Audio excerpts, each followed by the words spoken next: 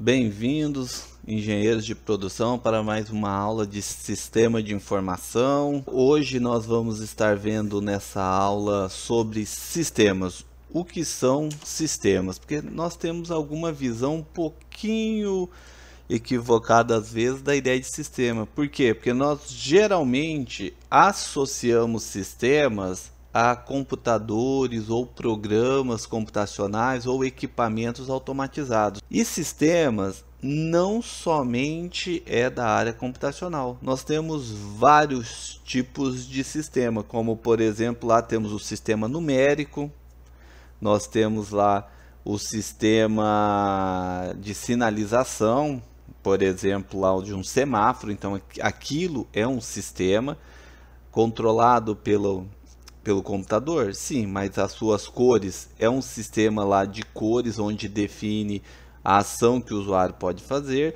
bem como o sistema urbano de uma cidade, aonde lá nós temos vias, rodovias, temos faixas, pinturas, cores ou ações que definem determinadas coisas, objetos, onde e como são colocados esses objetos, como por exemplo placas de sinalizações, o guarda de trânsito, os seus códigos e as suas sinalizações, bem como a forma como você pode conduzir uma moto, uma bicicleta, um carrinho de bebê, um caminhão dentro lá de uma rodovia municipal, né, ou então dentro da sua área urbana. Então tudo isso são sistemas. Geralmente associamos a computadores, mas não necessariamente todo sistema tem ou utiliza recursos computacionais. Esse é o primeiro quesito que nós temos que analisar dentro de sistema.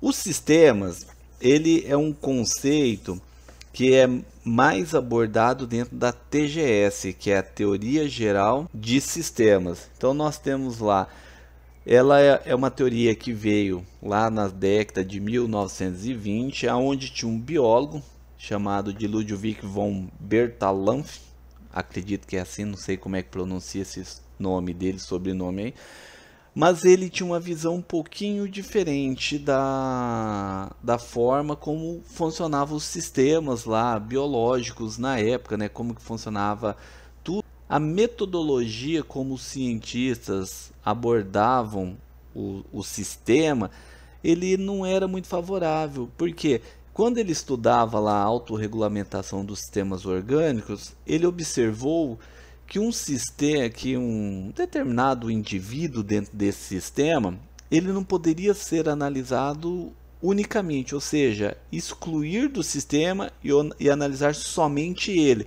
E antes dessa visão dele aí da TGS, né, dessa ideia de sistema dele, as empresas, os cientistas analisavam o indivíduo. Ou seja, então se eu tinha lá um besouro, não importa qual seja, ele analisava o besouro. Ele não analisava todo o ambiente onde vivia esse besouro. E quando ele fosse analisar o ambiente, então ele analisava um determinado aspecto dentro desse ambiente. Aí foi aonde que surgiu, né? A TGS surgiu então como uma crítica à abordagem científica reducionista, que era o que predominava na época, que ele nada mais era, né? Então o que era essa abordagem científica reducionista? Nada mais era do que ele estudava somente o indivíduo do sistema, sem levar em consideração todas as partes envolvidas no processo, que é aquele exemplo lá do besouro. Se eu tenho lá uma determinada formiga, um determinado outro inseto que interagia com esse outro inseto, ou então, por exemplo, que ele por um motivo qualquer espantava ou trazia, eles não se analisavam isso daí. Então ele pegava um único indivíduo, por isso que está lá o estudo individual, então pegava somente esse indivíduo, que quando eu menciono indivíduo não estou falando somente um ser vivo, poderia ser, por exemplo, um determinado tipo de componente químico que tinha lá, ou então um determinado tipo de temperatura. Então é um fator isolado, é um aspecto, algo isolado. E analisava somente aquilo lá. Então, por que que o besouro comia, o que ele comia, como ele comia, se ele voava, quanto tempo voava, quanto tempo hibernava, se for o caso, a sua procriação, o seu acasalamento, ou seja, então ele focava somente isso daí e não levava em consideração o seu ambiente em volta, ou seja, todos os demais aspectos, indivíduos, né, partes, objetos que interagiam com esse indivíduo, eles não levavam em conta. Então estudava cada um e depois faziam lá as suas análises. E ele era contra isso. Isso não era muito diferente dentro das empresas também, tá? A TGS, então, ela direciona o pesquisador para a relação entre as partes que se conectam e interagem orgânica, ou seja, quando ele fala interage orgânica, ele está falando a interação natural, como um determinado objeto se interage com outro determinado objeto, que esse objeto então pode ser uma planta com determinado tipo de temperatura, bem como dentro de uma empresa, ele vai analisar lá como é que funciona, por exemplo, uma determinada estocagem de um produto em um determinado ambiente dentro da empresa, um silo ou então um galpão, lá uma bag, não sei. Então a TGS começou a analisar como tudo isso se conectava. Por exemplo, não adiantava nada, eu tenho que estocar esse determinado composto químico dentro de uma determinada bag, dentro de um determinado local. Beleza, eles faziam tudo isso. Só que daí não se preocupava em como seria, por exemplo, este ambiente. Como que seria esse barracão? Qual seria a sua ventilação? Teria que ter janelas? Teria que ser um ambiente aberto para a evaporação dos seus gases? Teria que ter lá um determinado índice de umidade? Então eles não se preocupavam com isso.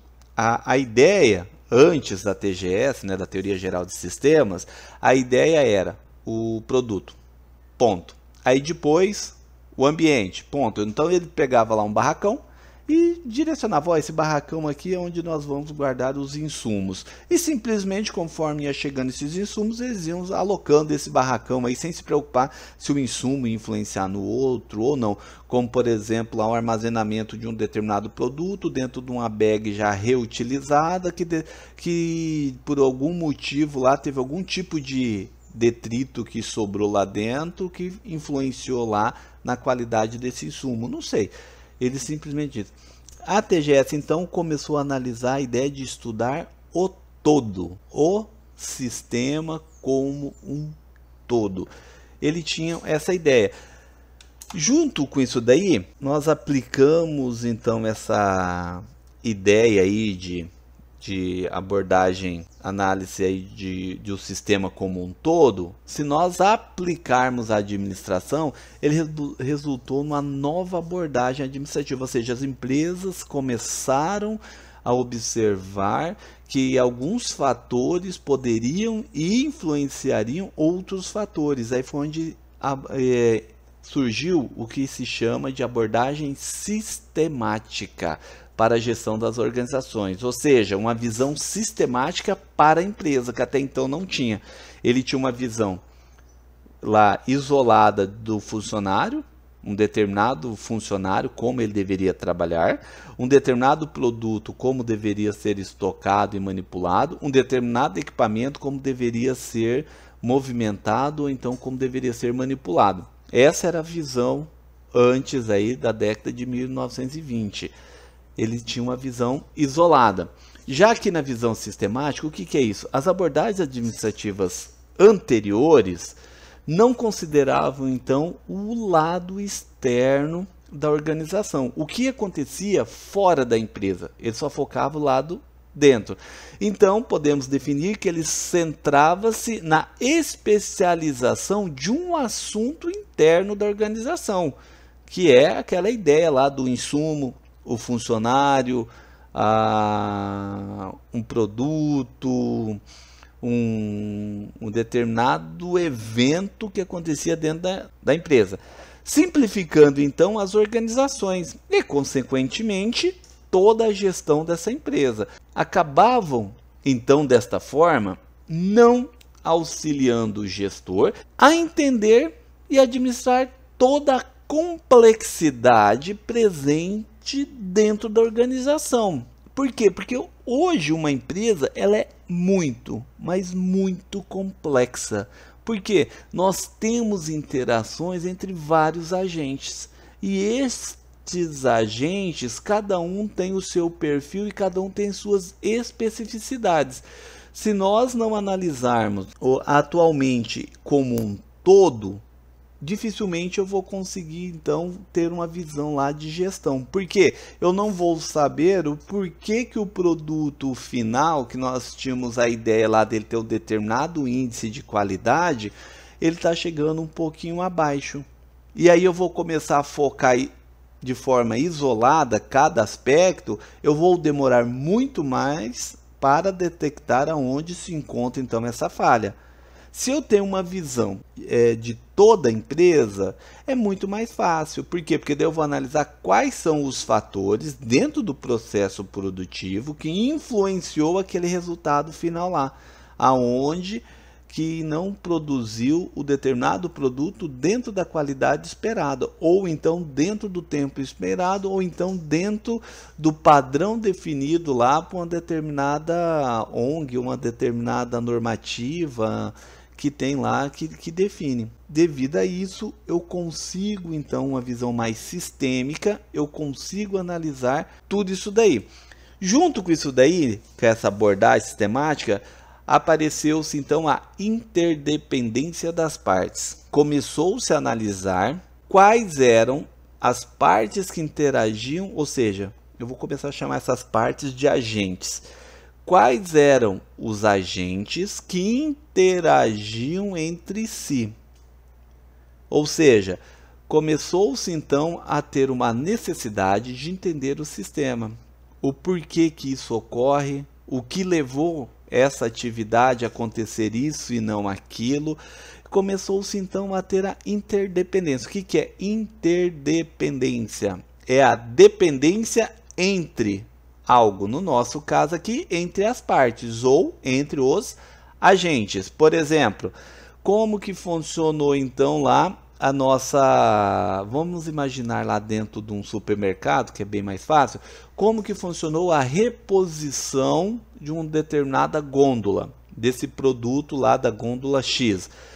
Ele vai analisar lá como que funciona o estoque, lá dentro lá do estoque do supermercado, como que funciona para ir lá retirar esse produto, localizar esse produto, retirar, fazer a baixa do estoque de armazenamento para colocar lá na frente de venda. Como que funciona tudo isso daí? Quais são os dados que interagem entre si? Como que tudo isso deve se comunicar entre si? Quais são os agentes envolvidos nesse processo e o que eu devo armazenar e o que eu não devo armazenar, o que eu devo informar ou enviar para a frente de informação e o que eu devo reter de informação. Então, interdependência das partes é isso, como cada parte do processo interage. Nesse nosso exemplo, o produto que estava lá no estoque, como que ele passou lá do estoque para a frente de venda, como que tudo isso aconteceu. Aí começou-se então a ter um tratamento adequado da realidade reconhecida como complexa, como por exemplo, esse processo de você adquirir um produto, armazenar esse produto, definir um preço para o produto, definir a sua metodologia de venda, vender esse produto e as suas formas de pagamento. Observe quantos processos eu não tive, só nessa análise bem rapidinho aqui, de um produto que acabou de ser adquirido. Então eu tenho que definir vários outros sisteminhas internos para adquirir um produto e dar baixa do produto, ou seja, fazer a sua saída da empresa, porque lá daí vai me startar novos outros processos, como por exemplo lá o lucro obtido ou prejuízo, que eu posso vender um produto com prejuízo, como por exemplo, durante o processo ele apresentou um defeito lá não de fabricação, e sim um defeito ou de estocagem ou um defeito lá adquirido ao tempo. Exemplo, só para facilitar, digamos que nós temos uma loja de roupas ou uma fábrica de roupas que seja, e por um motivo qualquer eu deixei lá estocado dentro do... Lá, comprei o produto, dei entrada lá de um rolo de tecido, e no que ele entrou lá, armazenei dentro do estoque, por um motivo qualquer eu tinha uma fresta ou então eu tinha uma janela lá dentro do nosso barracão, e bati um sol diretamente nesse rolo, e por um motivo qualquer de índice de produção ou então de desejo do cliente de produção, aquele rolo ficou um mês ou 2 ou 3 parado lá no estoque, e por um motivo qualquer não tivemos interesse de mexer com ele para produção. Durante esse tempo, o sol lá todo dia batendo, ele pode ter manchado esse tecido. E aí na hora que nós vamos colocar para a produção, esse tecido ele vai ser descartado justamente devido a essa mancha. Isto seria lá um defeito de não produção, ou seja, não de fabricação, e sim que ele adquiriu com o passar do tempo. Ou então uma loja de roupa, nós temos lá, colocamos lá nas araras, e por um motivo qualquer a mesma ideia de bater sol, ou então poeira, ou por um motivo qualquer a nossa funcionária na hora da limpeza sem querer derrubou um alvejante ou um composto químico qualquer e manchou uma calça que estava no manequim ou na arara, não importa.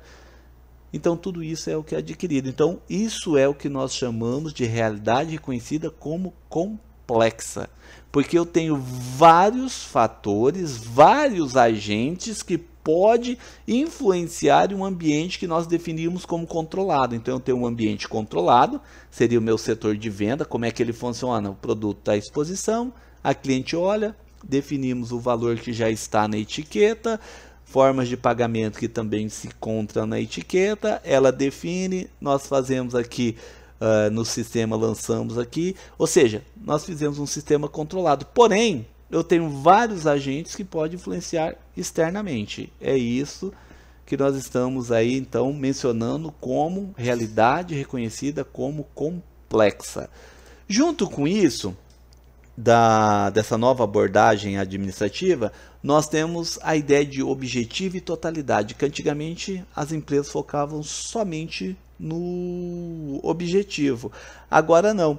Ele faz uma análise do objetivo junto com uma totalidade, que é uma visão mais ampla dos aspectos ligados a determinado assunto, como por exemplo, como que nós vamos fazer a exposição de uma determinada roupa em um manequim, como que nós iremos armazenar um determinado produto dentro do nosso barracão lá de estocagem. Porém, ele precisa de um determinado índice de umidade, ou então um índice mínimo de umidade, ou um índice máximo de umidade, que pode influenciar nessa estocagem. Então, tem-se necessidades muito específicas, eu tenho que ter uma visão muito ampla de como funciona todo o processo, para que eu possa ou não definir ali se eu atingir ou não o resultado. Então, dentro dessa ideia de visão sistêmica, temos um desenho aqui, que eu retirei desse site, que está aparecendo. Ele é da administração pública, mas ele serve para qualquer empresa aí, para um fácil entendimento, como todo mundo conhece aí, mais ou menos como funciona o sistema público de uma prefeitura ou de um governo, fica fácil aí o entendimento, mas poderia ser muito bem de uma empresa.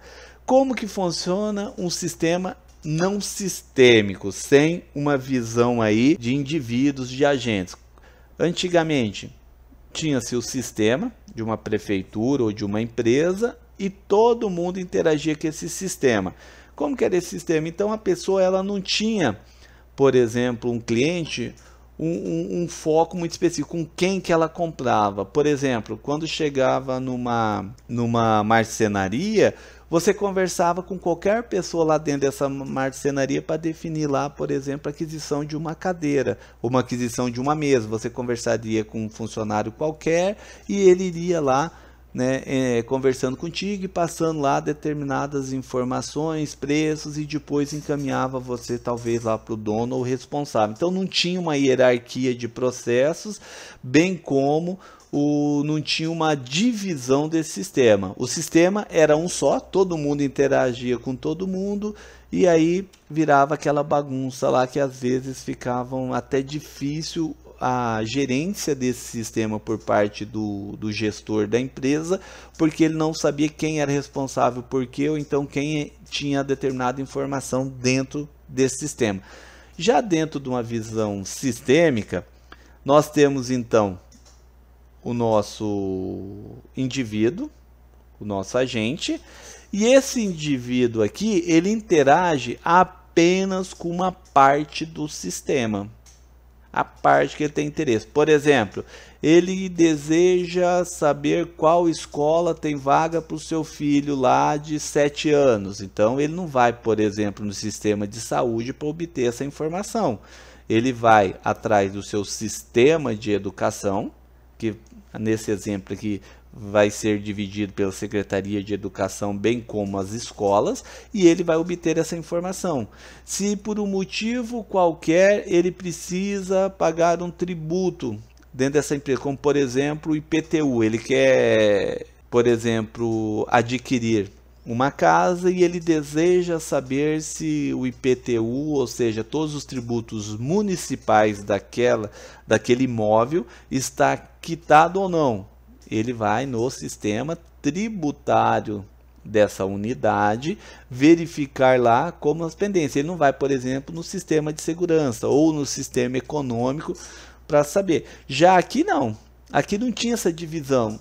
Aí este indivíduo, este agente aqui, que é o mesmo, ele saía perguntando aqui até conseguir essa informação. Por quê? Porque não existia um sistema tributário. Então, ele saía procurando aqui até conseguir localizar essa informação. Esta aqui é a ideia, então, de uma visão sistêmica. É nós pegarmos o sistema como um todo e dividir ele em vários outros sistemas.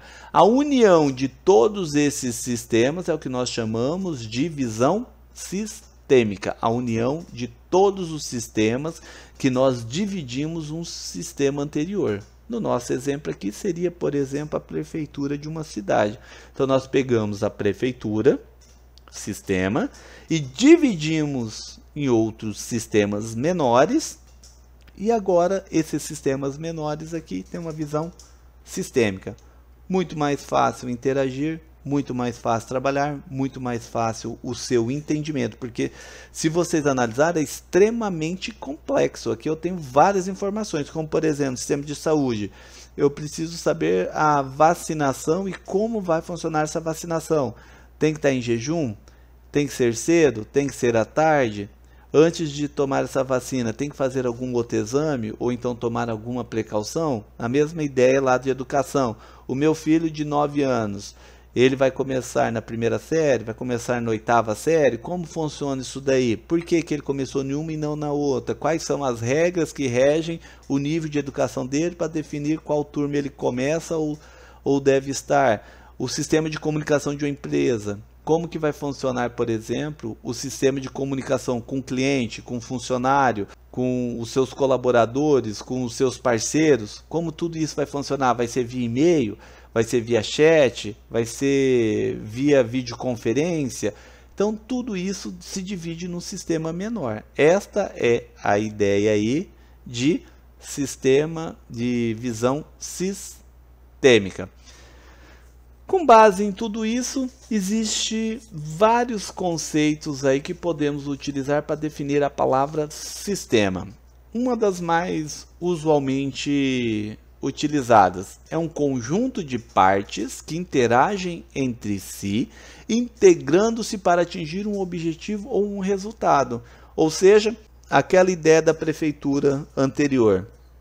Para se fazer a gestão de um município, ele dividiu então em várias partes, conjunto de partes, então ele definiu em várias partes, todas essas partes interagem entre si, enviando informação, ou então solicitando informações, ou gerando processos e sendo continuado em outros setores, como por exemplo, para você fazer a sua matrícula aqui nessa escola, aqui nessa creche, que está lá no sistema de educação, antes você tem que trazer sua carteirinha de vacinação com todas as vacinas em dia, senão, pela regra, nós não podemos matricular. Ou seja, nós fizemos a interligação de duas partes, o sistema de saúde com o sistema de educação. É isso que fala, interagem entre si.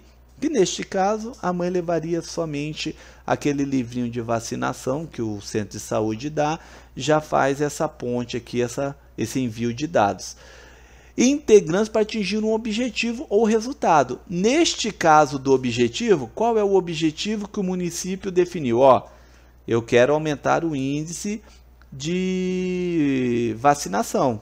Eu desejo que todas as crianças menores de X anos, no caso, sei lá, 5 anos, obrigatoriamente eles têm que ter essas vacinas. Como que nós vamos fazer? Se vir na creche, obrigatoriamente vai ter que ter essas vacinas. Se não tiver, a mãe terá que se locomover numa unidade, vai lá aplicar ou tomar essas vacinas, aí volta. Ou seja, o objetivo aqui seria esse daí, aumentar o índice de crianças vacinadas, poliomielite ou qualquer outro tipo de doença que tenha lá.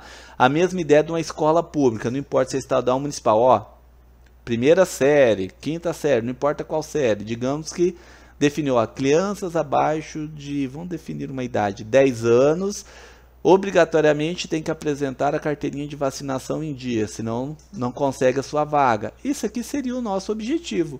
O objetivo aumentar e o resultado é obviamente o aumento desse índice de vacinação. Quanto menos crianças, aí já gera um outro resultado. Olha que legal. Se eu gerei esse objetivo, o resultado é o índice de vacinação, automaticamente já influenciou no outro sistema, que é o nosso sistema. Já vai entrar no sistema econômico e no sistema de saúde, porque se eu tenho 100% das crianças vacinadas, então significa que o meu gasto futuro com atendimentos médicos dessas doenças, como por exemplo o sarampo, ou a meningite, ou qualquer outro tipo lá, vai ser muito menor porque eu tenho as crianças vacinadas. Então o sistema teve um objetivo que influenciou em outro sistema. Essa é uma ideia de um conjunto aí de partes. Uma outra ideia, partes interagentes e interdependentes que formam um todo unitário com determinados objetivos e efetuam determinadas funções. Partes interagentes significa que eu tenho partes diferentes, que seria essa ideia de sistemas aí, que eles interagem entre si. Então, interagentes é que eu tenho várias agentes, partes, que influenciam, que trabalham entre si. E interdependentes, que esses agentes dependem de resultados ou de processos de outros agentes para se chegar a um resultado ou então executar a sua atividade. Por isso que fala, formam um todo unitário. Vamos novamente voltar à ideia da escola. Então nós temos lá os interagentes, poderiam ser, por exemplo, os professores e os seus coordenadores pedagógicos. Aí nós temos outros interdependentes dentro desse processo, seria a secretaria, porque os professores às vezes necessitam de determinados processos ou informações ou feedbacks de coisas que acontecem lá na secretaria, como por exemplo lá uma solicitação de um aluno, bem como tem um outro setor que seria a diretoria, bem como outros setores aí lá dentro, como o setor de limpeza, que interage com os professores, porque os professores às vezes não conseguem ministrar uma aula, porque o setor de limpeza ainda não limpou um laboratório, ou está limpando um laboratório, ou está limpando uma sala, ou está limpando o ginásio, e devido a isso os professores terão que modificar. Então isso que está dizendo, partes interagentes são isso. Dentro de uma escola, que todo mundo conhece, os agentes aí são todas as pessoas e processos e objetos que nós temos. Uma sala é um agente, um laboratório é um agente, um quadro é um agente, e como tudo isso se comunica. Ele forma um todo unitário.